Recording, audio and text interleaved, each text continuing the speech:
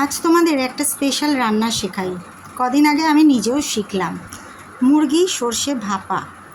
লাগবে হচ্ছে কাঁচা লঙ্কা বাটা, আদা রসুন বাটা। মুরগির মাংসটাকে নুন হলুদ সর্ষের তেল দিয়ে ম্যারিনেট করে রাখবে। সর্ষে বাটা, পোস্ত বাটা, ব্যাস। আর সেরকম কিছু না। আমি অবশ্য নুন হলুদ সর্ষের তেলের সাথে একটু টক দইও মিশিয়েছিলাম, কারণ টক দইতে না মুরগির গন্ধটা কাটে। আর রান্নাটা হবে সাদা তেল দিয়ে, খুব সামান্য সাদা তেল। খুব একটা তেল মশলার রান্না এটা না, কিন্তু স্বাদটা অনবদ্য ছিল। সেজন্যে ইচ্ছে হলো তোমাদেরও একটু দেখাই। এই সাদা তেলটা আমি নেচারল্যান্ডের ইউজ করি, সানফ্লাওয়ার অয়েল। আর সর্ষের তেলটাও তাই। দাম হয়তো একটু বেশি পড়ে, কিন্তু এখন না কোল্ড প্রেসড অয়েল যেগুলো, সেগুলো খাওয়াই স্বাস্থ্যের পক্ষে ভালো, মানে ডাক্তাররা সেটাই রেকমেন্ড করে। দামটা এটা পড়ে 375 টাকা 1 লিটার সর্ষের তেল। আর সাদা তেল বোধহয় ওই 425, হ্যাঁ এরকমই পড়ে। তো যাই হোক, কোল্ড প্রেসড অয়েল চেষ্টা করো খেতে, তাহলে তেলটা লাগেও অল্প। এবারে রান্নাটা দেখাই। ফ্রাইং প্যানে অল্প করে সাদা তেল দিয়েছি। এর মধ্যে না কোনো ফোড়ন লাগে না। কাঁচা লঙ্কা আর সর্ষে বাটার যে গন্ধটা, সেটাই পুরো মাংসটা একদম মজে থাকে।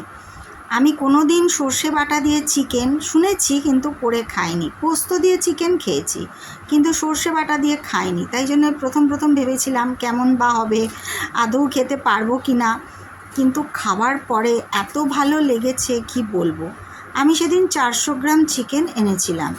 একদম নর্মাল যে পিস, বড় ছোট একদমই না, মিডিয়াম যে পিসটা, সেইটাই ছিল। তো এই 400 গ্রাম মাংসটা যেটা ম্যারিনেট করে রেখেছিলাম, সেটা এর মধ্যে দিয়ে দিলাম। দইয়ের বদলে ভিনিগার অনেকেই ব্যবহার করতে পারো, কিন্তু ভিনিগার না মাংসটাকে একটু শক্ত করে দেয়, বিশেষ করে মুরগির মাংস। সেই কারণে আমি টক দইটাই প্রেফার করি। টক দইটা দিয়ে মেখে রাখলে মাংসটা নরমও হয়, আর গন্ধটাও থাকে না। ওই কাঁচা লঙ্কা দিয়ে মুরগির মাংসটা অল্প নাড়াচাড়া করে তারপরে একটু ঢাকা চাপা দিয়ে রাখতে হবে। এই রান্নাটা বেশিরভাগই নিভু আছে, ঢাকা চাপা দিয়েই হবে পুরোটাই। দেখো কতটা জল ছেড়ে দিয়েছে মাংস থেকে। এবার ওই জলটায় একটু নাড়াচাড়া করে আবার সব জিনিস মেশাতে হবে আর কি। প্রথমেই যেটা দেব সেটা হচ্ছে নুন। আমি যখন ম্যারিনেট করেছিলাম তখন একটু নুন মিশিয়ে রেখেছিলাম, সেই জন্য খুব সামান্য পরিমাণে আর একটু নুন এখানে দেব। আর দেব চিনি। মিষ্টি হবে না, কিন্তু নুন ঝালটাকে ব্যালেন্স করার জন্য যতটুকু দরকার ঠিক ততটুকুই চিনি দেব। এবার তোমরা সেটা অপশনাল, দিতেও পারো নাও দিতে পারো। যারা মনে করো যে মাছ মাংসে চিনি ভালো লাগে না, তারা দিও না, কিন্তু আমি টেস্টটা ব্যালেন্স করার জন্য একটু চিনি দিই।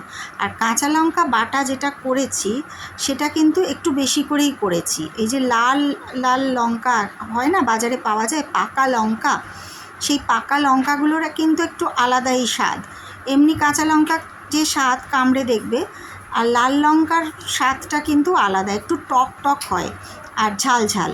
তো সেই লাল লঙ্কাগুলো আমি এনে রাখি এই স্পেশাল রান্নাগুলোর জন্যে। তো এই রঙটা এতটুকুও এর মধ্যে কিন্তু টমেটো নেই, পুরোটাই সেই পাকা লঙ্কা, একটু পেঁয়াজ রসুন আদা।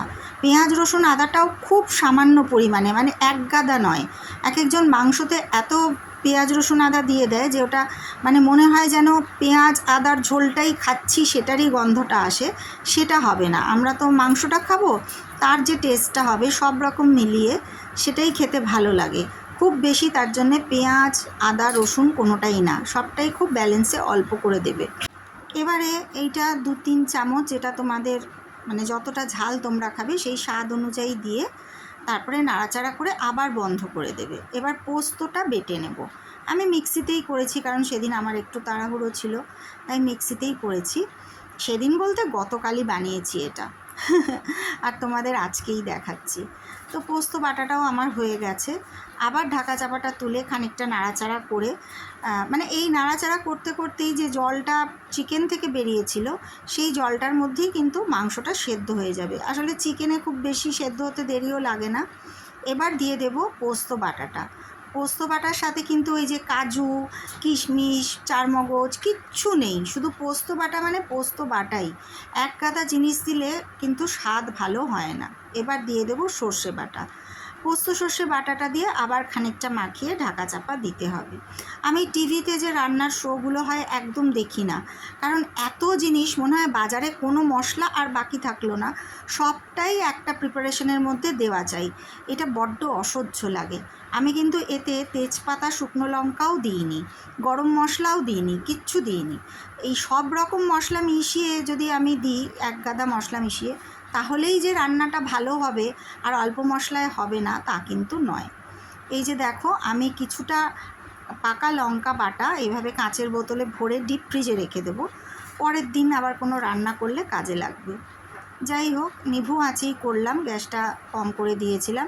মিনিট 5-7 রেখে আবার এটা তুলে নাড়াচাড়া করব, ব্যাস রান্না কিন্তু রেডি। ইচ্ছে হলে ওপর থেকে একটু কাঁচা সর্ষের তেল আর গোলমরিচের গুঁড়ো দিতে পারো, বা খাওয়ার সময়ও মেলাতে পারো। তা বাদে আমি আর কিচ্ছু মেলাইনি, মেশাইনি। ঘন একটা গ্রেভি তৈরি হয়েছিল, অপূর্ব, অসাধারণ, অনবদ্য হয়েছিল খেতে। মানে গরম গরম সাদা ভাতে 2 টুকরো মুরগি আর এই ঘন ঝোলটা 1-2 চামচ যেই নিয়েছি, মানে এত সুন্দর একটা গন্ধ বেরিয়েছে, মনে হচ্ছে মানে আর কিচ্ছু এর সাথে লাগবে না, শুধু এটা দিয়েই খেয়ে ফেলি।